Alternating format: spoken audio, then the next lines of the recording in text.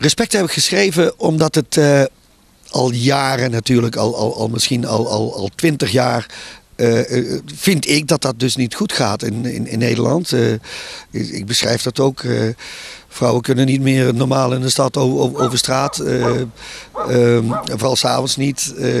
De tolerantie is ver te zoeken. De lontjes zijn korter. En wat het frappante is trouwens. Ik zat gisteren hier op de kamer naar de Champions League te kijken. En de UEFA heeft als slogan nu respect. Respect op het voetbalveld. En langs alle voetbalterreinen zie ik grote letters respect. Ik denk, verrek.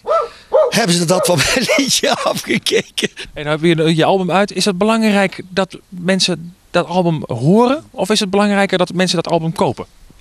Nou, ik denk niet dat ze het kunnen kopen als ze het niet gehoord hebben. Of tenminste dat ze dat niet willen doen. Dus ik zou eerst willen zeggen... Ga naar de winkel en ga er eens naar luisteren. En als je het mooi genoeg vindt en goed genoeg vindt, dan koop het. Respect is de tweede single die er vanaf komt. Wellicht nog een derde single?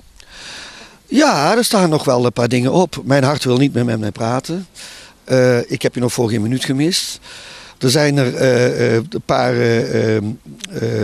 of lokale stations die hebben het over hou me heel stevig vast.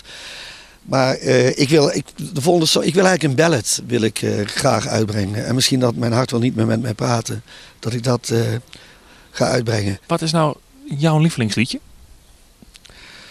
Er staan er een paar op dit album. En in het verleden heb ik ook de KL 204, Als ik God was. Het liedje over het vliegtuig.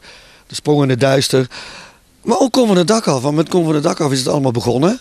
En Kom van het dak af is altijd goed voor mij geweest. Het is tot op de dag van vandaag. Als je daar in die grote tent, net als gisteravond.